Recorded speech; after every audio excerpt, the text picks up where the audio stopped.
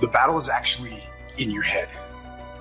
What's in your head is weakness and laziness, and they're not attacking, they're sneaking around. They're poisoning the strength in your brain. If you just decide, I'm going to keep my word. If I say something, I'm going to do it regardless. Being more disciplined. Find something that you can look at your life that you say, hey, I know I've got a problem in this area, being late, procrastinating, not taking care of business, being seriously not serious. I need to deal with that. The system we live in and contribute to is designed to make the easiest things in life the most unprofitable. Our world is and always will be a constant battle between the life of ease and its momentary rewards and a life of discipline. Each has its own price. We will pay one or the other. At the end of your feelings is nothing, but at the end of every principle is a promise.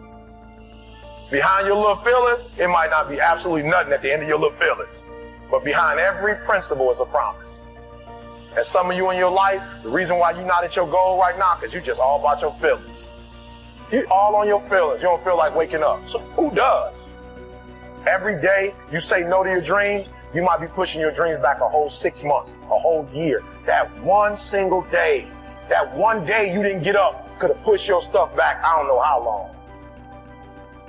Do not be conformed to this world, but be transformed by the renewing of your minds. Do you have a mind to change? Do you have the mindset to be blessed? You have to decide to be blessed. The next time that you're feeling weak or you're feeling lazy or you're feeling emotional, tell them you are declaring martial law on your mind and impose what you want on your brain and use that mind control to move your life where you want it to be. People around you change. And you can't, sometimes it's for the better, but sometimes it's not. And it's not bad. It's just that season was over in my life. And so here's the thing. If we try to keep hanging on to something when God is finished with it, there's no point in continuing to try to hang on to something that God's done with it, because all it's going to do is keep you from the next great thing that God has for you. I feel real strongly tonight to tell you guys, spring is right around the corner. Don't give up and don't be afraid of change, and don't keep trying to hang on to something that's just not working anymore. Trust God for something better. What really stops us from taking the lead and coming to the forefront a lot of times is not the lack of talent. It's not the lack of education. I've been amazed at the people I have met who were highly educated and failing. Highly educated and homeless. So education alone is not the solution. I've worked in penal institutions and seen people who were very gifted and incarcerated. In fact, I've seen people with less talent than you doing more than you. And this is what causes jealousy and envy. When you look and you meet other people who have less to work with than you, and yet they're in higher positions than you, you can either become jealous or you can begin to challenge yourself to say, what is wrong with my belief systems that's stopping me from going to the next level in this area? This is not about money necessarily. This is not about prestige necessarily. This is about progress. Because it's a shame to live long and have no progress. I've been washing these toilets for 27 years. At least let me be the manager of the toilet washers. I want to move up. Maybe it's wrong. Is there anybody in here that wants to move up? I'm going to point out 6 irrational belief patterns that may be hindering you from going to the next level. One of them is undeserving. I just can't see myself as being in this position. I don't deserve it. This often comes from things that people said to you or about you. And so when you see opportunities beyond how you've been programmed, you reject it because you don't feel like you're deserving of it. Beyond undeserving is ordinary. I do not want to stand apart or be different. You'd be surprised at the people because they have a belief system that holds on to being ordinary, they will not take the lead. The third belief system that may be hindering you is social change. I fear rejection, loneliness, or claims that I have changed or sold out. And all of a sudden, in order to fit in your sociological environment, you passed up the promotion. You wouldn't buy the house that was the best deal for you because it moved you out of the neighborhood that you were defined by, because you want the people you're sitting beside to like you and accept you. And you don't want to be a sellout.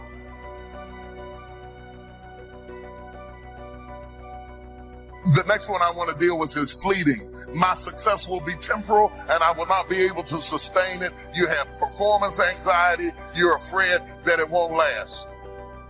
You don't want to go out on a date because if you go out on the date, you start a relationship, it's not going to last. It didn't last before. It didn't last with Fred. It didn't last with Jim. It's not going to last. I'm not going to go back to school because I may not complete it. It will not last. And you have a fear that the blessing is fleeting because you have already programmed yourself that nothing else exciting is ever going to happen to you again.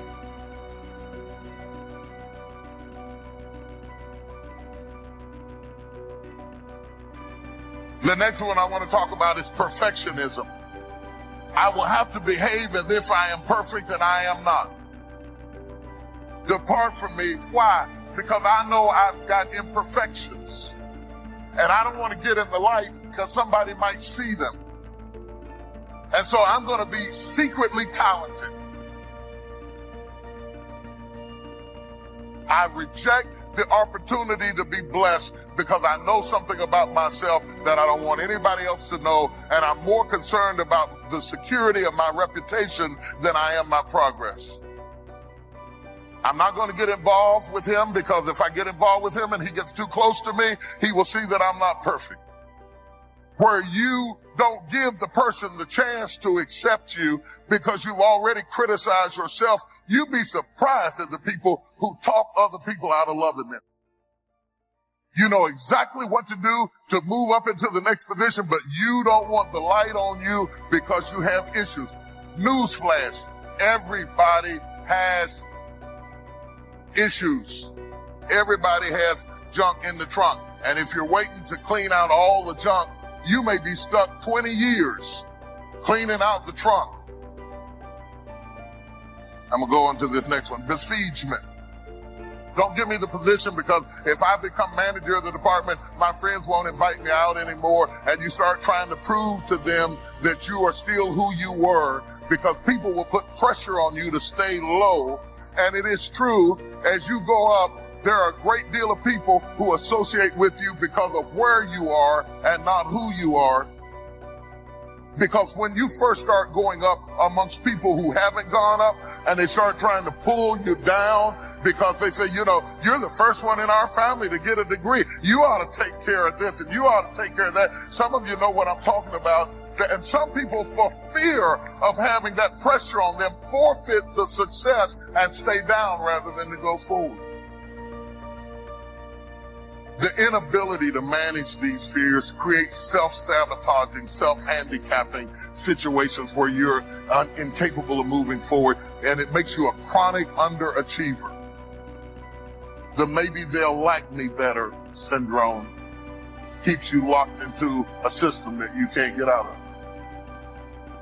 It's true.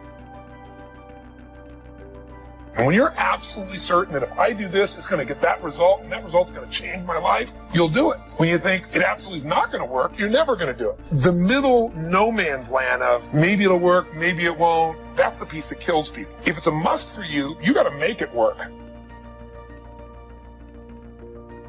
Open people like to live on the periphery of boundaries, and they like to break boundaries between things because interesting things happen when you think a different way, when you think outside of the box, so to speak. That's what open people do. They always think outside of the box, no matter what box you put them in. You know, and sometimes you meet people that are so open that they're completely disorganized. Their thought process is almost completely associational, like a dreamer. They just jump from one thing to another. They're very interesting to talk to. It's very hard for those people to get their lives together because they're interested in absolutely everything and their attention just flits all over the place. I'm asking you to have some faith, have some courage, believe, drive your doubts into a small corner. Don't let them loose like a mad dog, drive you into a small corner. Don't doubt the future, don't doubt the possibilities, and here's the most important one of all, don't doubt yourself. If I've got miracle working power to change my life, so do you. If I can grow, you can grow. I'm asking you, don't sell yourself short. We got to go backwards to get better. We got to go all the way back to get better. I have to be comfortable in my life to accept that sometimes loss is the way to gain. To know that sometimes the most painful moments are the most purposeful moments. I have to be comfortable in my life to stop comparing myself so much with people who are not meant to be the standard anyway. Now, I don't know what you're facing today, but I notice everybody in this room is facing something. If it ain't nothing but life. If you don't have nothing to fight in life, they can make you or they can break you. Come on now. Come on, bring it. Come on now. I had to replace fearfulness with being fearless and take the initiative to do something else with my life.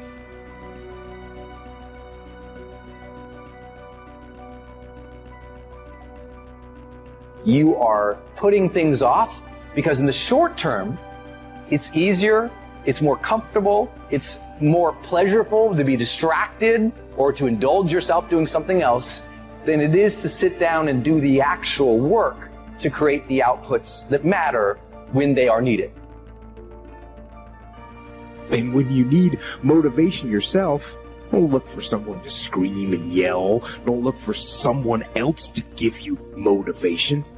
Look at yourself and remind yourself why you are doing what you are doing.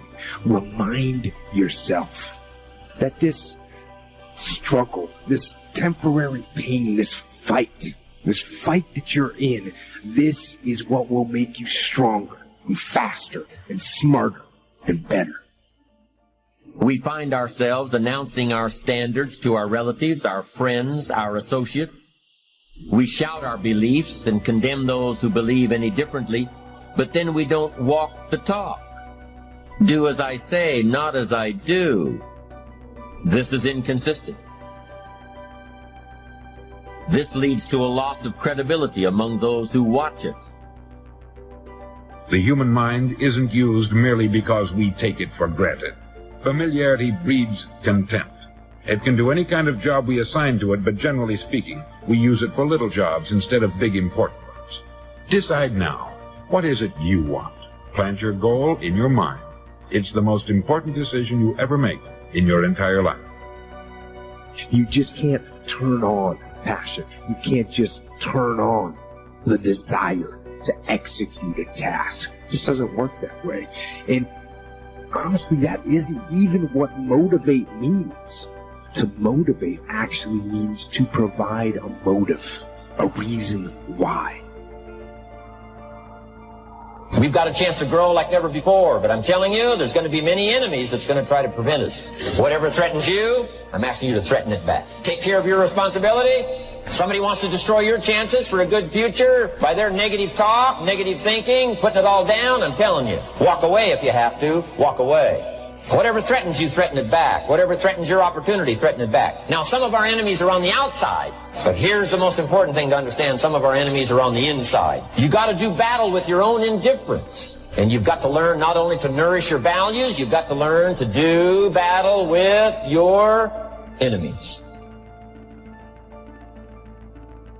You can have what other people can't have. You can go where other people can't go. You can ask what other people can't ask for because you are not a whosoever. Quit acting like a whosoever. Quit asking like a whosoever. Quit asking like you don't have a right to go in boldly and ask. You are a chosen generation. You are a peculiar people. Say, I'm not a whosoever.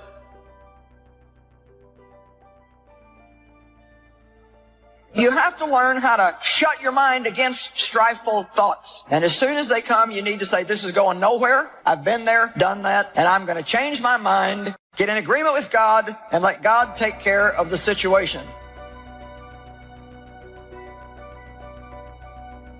Our problems do not overshadow our purpose. Our weaknesses do not discount our work, and our deficiencies definitely do not delay our destiny. We have to learn how to work our weakness. You got to work your weakness because all of us to some degree have a thorn in our flesh. We all have gaps, we all have deficiency, we've all made mistakes, we've all got these things that feel like a thorn in our flesh. You know what? Some of us are so used to bad that we reject better when it comes. Sometimes God proves his love to us by what he's not letting us have. Doesn't mean that it's never going to happen. We just have to spend more time in the weight room, growing, developing, learning to forgive, learning to keep a good attitude when things aren't going our way. The sooner we pass these tests, the sooner God will release what belongs to us. No matter what comes against us, we will make it through. It doesn't mean it's going to be easy.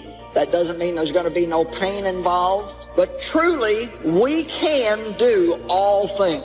Yes, you can make it through whatever you're going through right now. You can get so strong in spirit that you can be going through really, really difficult things, and while you're still reaching out and helping other people, and they don't even know what you're going through. I'm not in this by myself. I'm not in this thing by myself. You are not alone in the battle. You're not alone in the struggle. That God has a strategy, and when it's all over, you're going to see that even though you couldn't see him, he was there all the time. People can change their standard by getting around where it's better. People can change their standard by getting associated with what's true, like bills they got to solve, the problems they got to do it. Or they can do it because they're excited, because it's something new they want to take on. Everyone's different, but they got to find the why, and they got to come up with some daily rituals to get them going, and just do a step at a time. That's where you get momentum. I want to talk about two different dimensions of fear that I want you to understand before you take the lead. I want to talk about the fear of failure, because many people don't go as far as they should go because they have apprehension that they won't reach their goal. They just say, I'm going to stay down here where I'm at and not try because I might lose. I'm not going to own anything because I might lose it. I'm not going to buy a house because I might lose it. I'm not going to get married because I might get a divorce. That's madness, but that's how it is. Failure is a part of the process to becoming successful. Michael Jordan, the greatest basketball player in the world, he took 946 game-winning shots. He has only made 146 of those. You know what they write about? When he make it.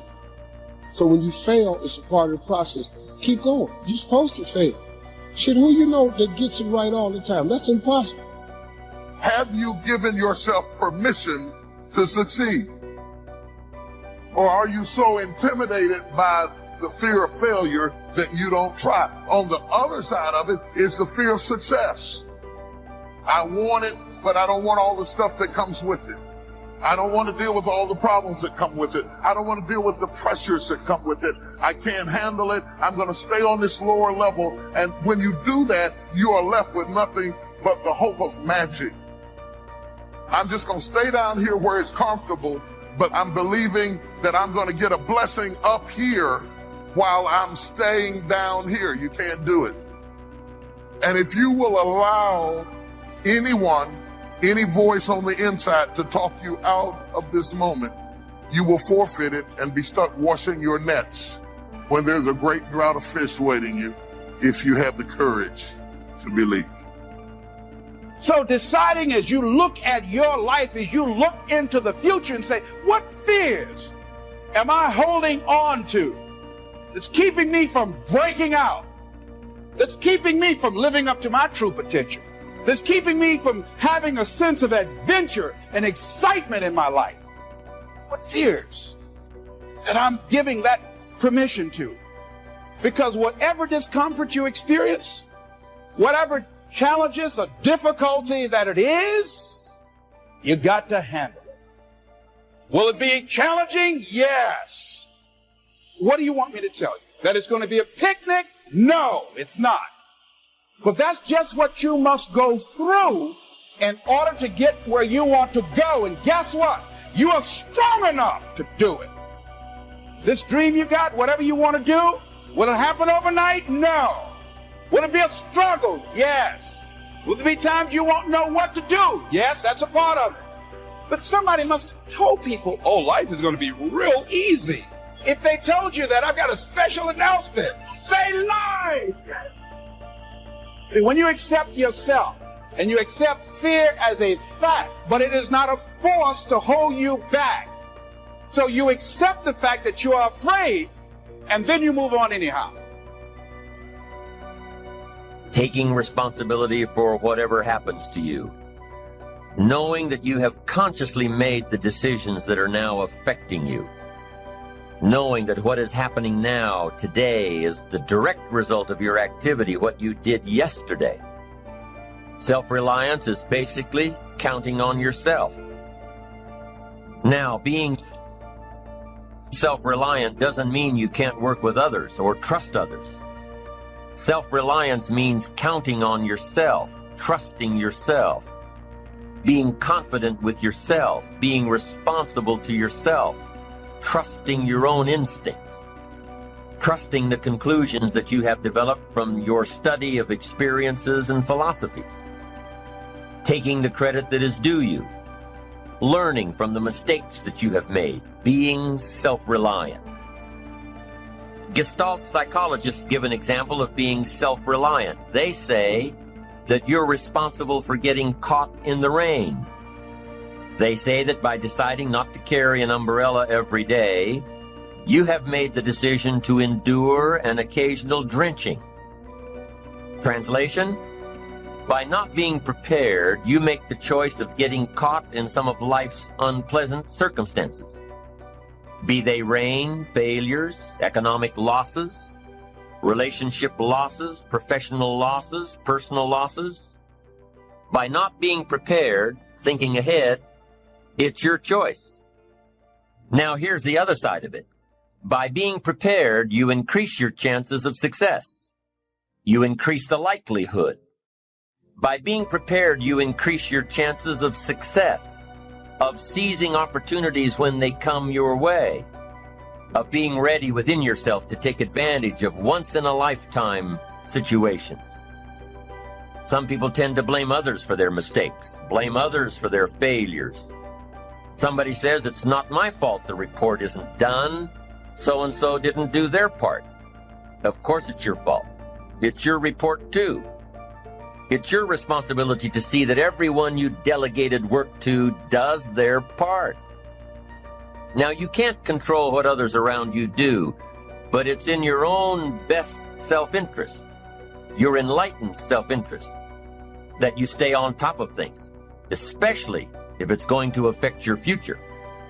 You think your boss cares that John didn't do his part? You think he sees John as the bad guy? Of course not. All he sees is that the report isn't done, bottom line. Be responsible for the things that affect you. You can make sure you're more responsible by checking in with those people who are working with you, the people who make up your team. You can be more responsible by saying, hey, John, how are you doing with your part? Do you need some help? Can we put somebody else in here to help you finish? Now, if John consistently doesn't handle his part, you've got to replace John. If he isn't doing his share, you've got to find somebody that will. Or what? It will negatively affect you. You can't wake up in the morning that the project is due hoping and wishing that John has done his part. No, you've got to be responsible because it's going to affect your career too. Now, my approach to my better future very early on in my career was to just go through the day with my fingers crossed. And I used to say something like, I sure hope things will change for the better. Then here's what I found out. They're not going to change your reading habits. You can change whether or not you go for the skills, burn the midnight oil, turn yourself around, multiply your value by 2, 3, 5, 10. That you've got charge of. That you have control of. You don't have control of the constellations, but you've got control over whether or not you go to night school, take adult classes, learn some new skills. You have control over that. And if you don't, that's your fault. You've got to take personal responsibility. You've got to be self-reliant. You. Nobody else can change your life, alter your ambitions, pave a golden road for you. But you can. It's up to you. Be responsible for yourself. Learn to reap the harvest without complaint. This is a sign of growing maturity. And here's where it comes from: taking full responsibility. Take full responsibility for everything you do. Be responsible to yourself. It's your crop. Whatever your paycheck is, take full responsibility. You say, well, it's my employer. No, it's not your employer. You can become twice as valuable, 3 times as valuable. Burn the midnight oil, learn some more skills, bring more value to the marketplace. I'm telling you, whatever your harvest is, take it without complaint. Take it without blaming others. Self-preparation leads to control over your life. We discussed this in the last session. Whenever you prepare correctly, taking all of the steps you're supposed to take, doing everything in your power to stay on track, whenever your preparations lead to success, achieving your goals, you reinforce the disciplines that got you there. Success leads to reinforcement of the proper disciplines. If what you're doing is working, keep doing it. If what you're doing isn't working, change it. When you are doing all that you can possibly do and are successful at reaching your expectations, keep doing it. Success is a reinforcement. Psychologists call this positive reinforcement. We all know about positive reinforcement. That's how we train our dogs. That's how we teach our kids. That's how the trainers at SeaWorld can get a killer whale to do tricks and follow commands and work side by side with humans, by positive reinforcement. When you bring a brand new puppy home and try to teach him not to mess in the house, what do? You reward him for going outside or scratching at the door. When you're trying to get your toddler out of the diaper stage, what do? You reward her with special presents, make her feel special for learning something new. When you're trying to get your older kids to crack the books and study, what do? You reward them when they get good grades. You teach them that the skills they are developing now will have great positive effects on their lives later. But you reward them now. This is positive reinforcement. Learning that there are rewards for doing something good, something worthwhile, something of value. The greater the value, the greater the reward. The better you do, the better your reward. The greater the value, the greater the reward. A bigger paycheck, a better house, financial freedom.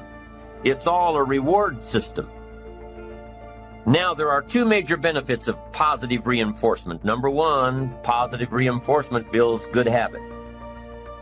If what you are doing, the habits you've gotten into, building your ambition and increasing your success, keep doing them. Your success is reaffirming that these habits are good.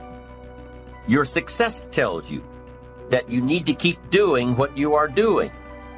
By reviewing these habits that bring on success, you reinforce them, give them sticking power. Now here's the other side. By reviewing your habits, what you do every day, by reviewing your habits, you may find out that some of them are inhibiting your success. You may find out that what you're doing every day is bad for you. Or you may realize that you've gotten out of some very good habits. Somebody says, well, I've just gotten out of the habit of taking my daily walk around the block. Well, I guess you'll just have to get in the habit of being sick down the road. Somebody says, well, I used to read the books all the time. I've just gotten out of the habit. Then change it. Go back into your disciplines. If you've just gotten out of the habit, just get back into the habit. It's called discipline. If it doesn't work, don't do it any longer. You can keep your fingers crossed if you want to and hope that it'll all straighten out. You can wish for the wind not to blow quite as severely, to change in your favor, but we call that naive at best. If the habits that you've gotten into aren't serving you, change them. You can't keep doing this any longer. Don't wish for a better wind. The key is to wish for the wisdom to set a better sail. Utilize whatever wind that blows to take you where you want to go. That is the philosophy I picked up at age 25, and it revolutionized my whole life. And here's what I found. I found it was easy.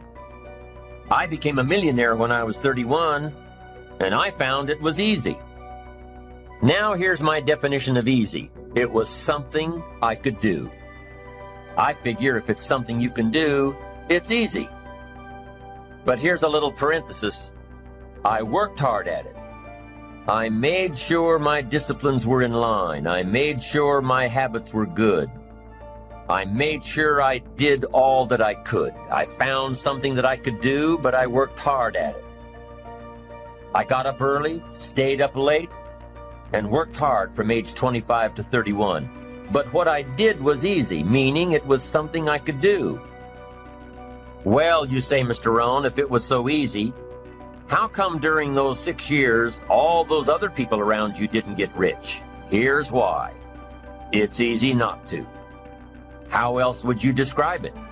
That's it. It's easy to keep doing the things that don't work. It's easy to keep bad habits. It's easy not to develop the disciplines. It's easy not to. So how come I got rich and they didn't? Here's a philosophical phrase. The things that are easy to do are also easy not to do. That's the difference between success and failure, between daydreams and ambitions. Here's the key formula for success. A few disciplines practiced every day. And those disciplines have to be well thought out. What should you spend your time doing? Don't waste your time on things that aren't going to matter. But a few simple disciplines can change your whole economic future. Future with your family, future with your business, future with your enterprise, your sales career, your management career. A few simple disciplines, a few simple habits, good habits, repeated every day. Now here's the formula for failure. Errors in judgment, repeated every day. All you've got to do is to have a few errors in your judgment and repeat them every day. I'm telling you, they'll spin out of control in 10 years. You'll end up driving what you don't want to drive, wearing what you don't want to wear, living where you don't want to live, earning what you don't want to earn. A few errors every day, bad habits every day. It's disastrous. Now here's why it's easy to repeat an error in judgment. Because failure doesn't fall at the end of the first day. Bad habits don't show their horrible results at the end of the first day, or the first week, or the first month. It's easy to get faked out. If disaster fell on us at the end of the first week, we'd change our philosophy. But it's so subtle. Errors in judgment, bad habits. They're so subtle, they get you a little off course, a little off course, a little off course. You keep drifting off course, and all of a sudden you're caught. So you've got the choice right now of one of two easies. Easy to do or easy not to do. I can give you in one sentence how I got rich by the time I was 31. I did not neglect to do the easy things I could do for 6 years. I did not neglect. That's the key. I found something easy I could do that led to fortune, and I did not neglect to do it. The major reason for not having more of what you want in America, more health, more money, more power, more influence, more everything, the major reason is simple neglect. Neglect. And if you don't take care of neglect, it becomes an infection, and then it becomes a disease.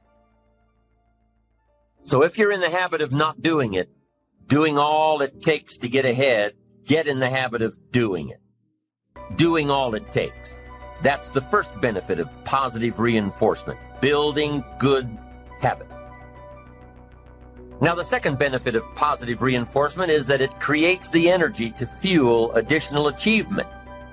It gives you the drive to do more, to not only keep on doing what's right, but to do more of what's right. The disciplines that will help you grow and get ahead of it all. The knowledge that what you're doing is paying off creates more energy to keep going. How easy is it to get up in the morning when you know you're not doing all that it takes? It's not very easy at all. You can just lay there awake thinking, oh, what's a few more minutes in bed? It won't matter much anyway. Wrong. It does matter. It will matter. Now, how easy is it to get up in the morning when you're pouring it on, doing the best you can, anxious to get going, make progress toward your dreams? It's a whole different story. When you're resting to renew your reserves, it's much different than resting to avoid your day. When you're psyched up and excited for your life, when you're excited for what you've planned to accomplish for the day, it's amazing. You'll wake up before the alarm clock even tries to startle you awake. Your successes fuel your ambition. Your successes give you extra energy. Your successes pave the way for more successes. It's the snowball effect. With one success, you're excited to meet another, and another, and another. And pretty soon, the disciplines that were so difficult in the beginning, the disciplines that got you going, are now part of your philosophy.